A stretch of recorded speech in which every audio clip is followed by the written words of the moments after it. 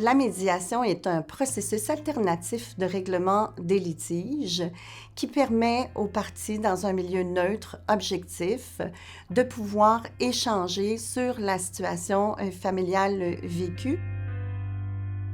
C'est une belle occasion pour les familles de construire des ententes avec la protection de la jeunesse, toujours dans le meilleur intérêt des enfants, de pouvoir discuter, être impliqués dans le processus. Les objets de la médiation sont souvent autour de les mesures qui vont être mises en place, la durée de ces mesures-là. On prend le temps de discuter ensemble. Il y a plusieurs avantages pour les parents et les enfants, dont le fait d'avoir un espace pour être écouté, pouvoir s'exprimer, être reconnu. À la table de médiation, les parents ont autant le droit de parole que les enfants, que l'intervenant en protection de la jeunesse ou le représentant de l'enfant. Puis, au bout du compte, ça permet de préserver la relation parce qu'on arrive à convenir de choses qui vont être mutuellement satisfaisantes. Ça va diminuer les coûts pour la famille qui n'aura pas à aller au tribunal. Puis aussi, peut-être éviter le passage au tribunal qui peut parfois être un passage difficile pour les familles.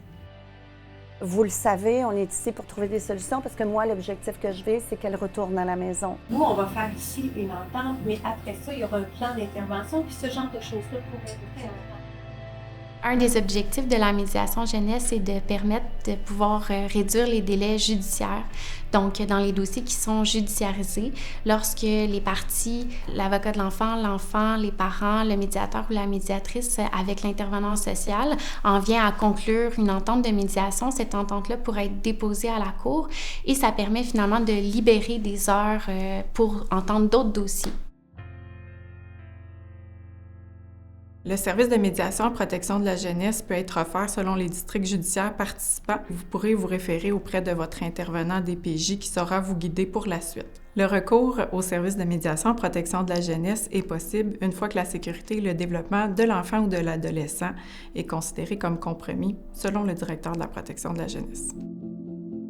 Par ailleurs, il doit y avoir des sujets sur lesquels la famille et la protection de la jeunesse ne s'entendent pas quant aux modalités d'intervention. Chaque situation fera l'objet d'une analyse rigoureuse pour vérifier si les critères d'admissibilité sont remplis. Également, on veut s'assurer que la démarche soit sécuritaire pour tous ses participants. La médiation en protection de la jeunesse est un processus volontaire. Tous les participants doivent y consentir de leur plein gré et peuvent retirer leur consentement en tout temps.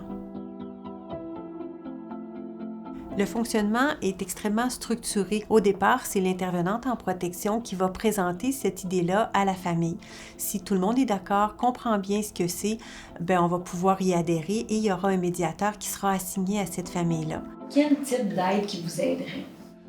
Comment gérer notre temps, comment gérer nos obligations. Je vais tout de suite la noter. Merci, M. Dupont. Et puis avec Mme Dupont.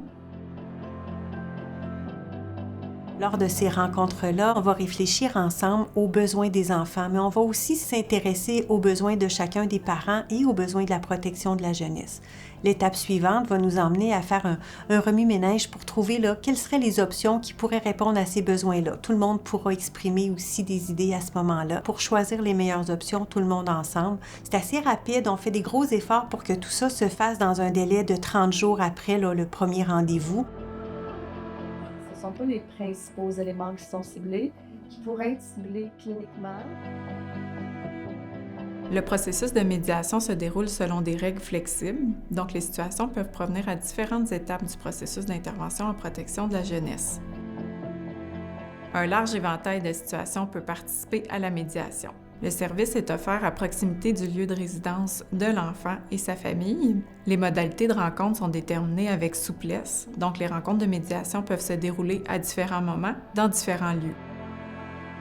La médiation en protection de la jeunesse permet de développer un peu la compréhension du pourquoi et des raisons qui font en sorte que la direction de la protection de la jeunesse est présente dans leur vie. Ça permet d'échanger sur les forces et les difficultés de la famille et aussi se centrer sur les besoins de l'enfant auxquels il faut répondre. Le rôle du médiateur est de s'assurer que toutes les personnes qui sont assises autour de la table de médiation consentent à la démarche, comprennent bien ce qu'est la démarche. Et tout au long du processus, il va favoriser une saine communication où chacun va pouvoir s'exprimer dans un climat de respect, un espace qui est sécuritaire, dans un esprit d'impartialité également, pour aider les gens à en venir à des ententes. Donc à ce moment-là, on peut faire en sorte qu'on ait des rencontres soit juste papa et Alice, maman et Alice. Le rôle de l'intervenant, c'est de s'assurer d'amener l'option à la famille et de s'assurer qu'elle y consente. Il adopte une approche qui est axée sur la collaboration et ça permet d'atténuer le côté coercitif de son rôle dans le cadre des médiations. Lors des séances, l'intervenant présente la situation de l'enfant et de sa famille.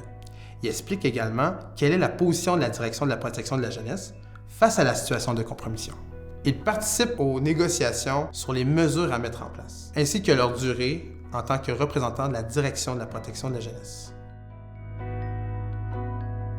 Moi, je suis une avocate qui représente uniquement les enfants et les adolescents. C'est normal que tu ne saches pas nécessairement tout. C'est un peu mon rôle, moi, de t'expliquer.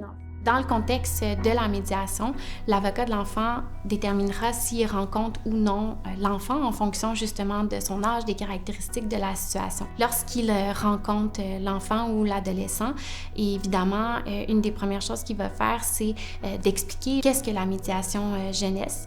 Ensuite, il pourra s'enquérir évidemment de ses désirs, de ses souhaits, de sa position dans la situation et il pourra ensuite déterminer si sa présence est requise. Est-ce qu'il souhaite ou non être présent à la médiation et est-ce que c'est dans son intérêt en fonction de plusieurs facteurs. Il devra en fait répondre à toutes ces questions et s'assurer que ses droits sont respectés.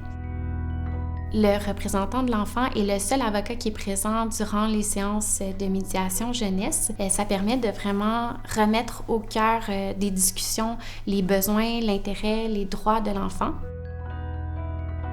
Les parents ont un rôle très important. On s'attend de leur part à ce qu'ils aient une attitude de collaboration, d'ouverture, de participation.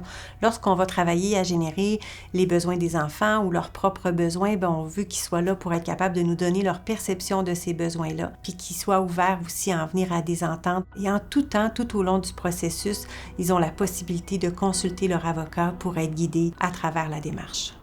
Alors, si on faisait un dernier tour de table, j'aimerais ça résumer vos idées aujourd'hui. Je pense que ça pourrait être une meilleure idée comme ça. Mes parents seront plus sûrs que moi quand j'entrerai à l'école pour me faire des collations. La médiation permet aux familles et aux DPJ d'en venir à une entente personnalisée aux besoins de l'enfant dans des meilleurs délais que les délais judiciaires actuels. Ainsi, la famille a accès plus rapidement à une intervention adaptée aux besoins fondamentaux de l'enfant. Même lorsqu'il n'y a pas d'entente de conclue à travers le service de médiation en protection de la jeunesse, cela permet quand même de faire évoluer les situations.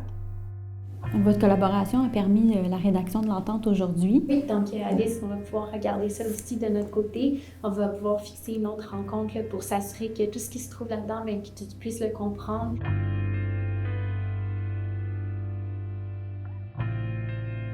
La médiation, ça permet de participer au processus décisionnel en ce sens que ce n'est pas une décision qui va être imposée par un juge, qui va être imposée par l'intervenante sociale. C'est une décision à laquelle ils ont participé et ce, avec quoi ils sont en accord. Donc, ça permet évidemment une meilleure adhésion au processus en soi. Ça permet une meilleure adhésion à la décision qui est prise dans les circonstances puisque les parents comprennent bien et sont au fait des engagements et des solutions dont on a parlé dans le processus de médiation.